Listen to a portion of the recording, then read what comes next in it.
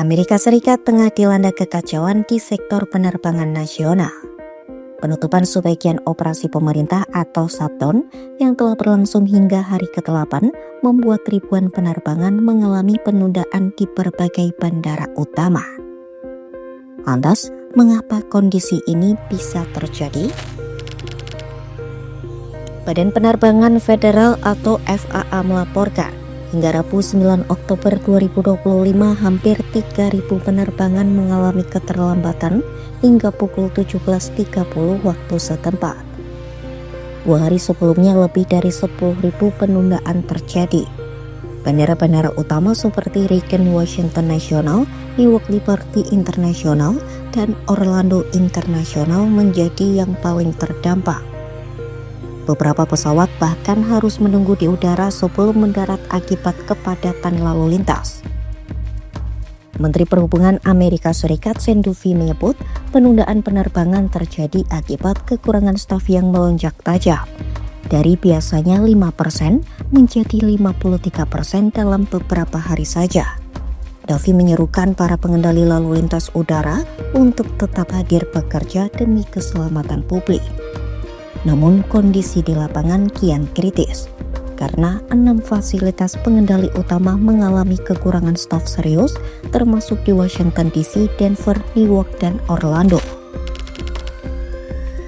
Sejak dimulainya shutdown, ribuan pekerja esensial termasuk 13.000 pengendali lalu lintas udara dan 50.000 petugas keamanan transportasi wajib bekerja tanpa gaji.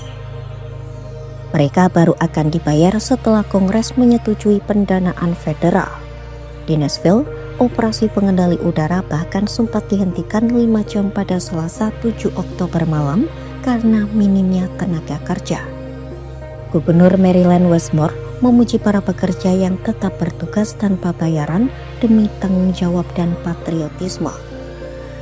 Anggota Kongres dari Partai Demokrat Kevin McCarthy mendorong pembuatan undang-undang darurat untuk memastikan pengendala lalu lintas udara tetap menerima gaji selama shutdown berlangsung.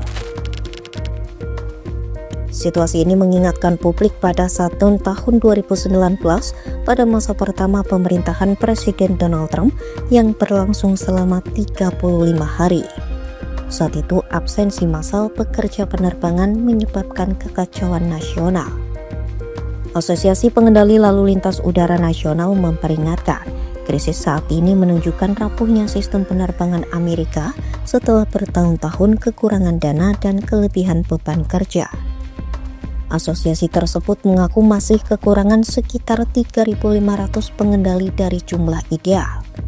Meski demikian, Departemen Perhubungan berupaya menjaga sebagian layanan melalui dana darurat sebesar $41 juta Amerika Serikat untuk program Essential Air Service hingga awal November. Beberapa maskapai seperti Alaska Airlines berkomitmen melanjutkan penerbangan bersubsidi ke daerah terpencil meski beresiko tak menerima penggantian biaya secara tepat waktu. Situasi yang kian memburuk dan ribuan penerbangan tertunda setiap hari mendorong tekanan semakin besar terhadap Kongres dan Gedung Putih untuk segera mengakhiri shutdown. Namun jika kebuntuan politik terus berlanjut, para ahli memperingatkan sistem transportasi udara Amerika Serikat terancam menghadapi krisis yang lebih dalam baik dari sisi keselamatan maupun kepercayaan publik.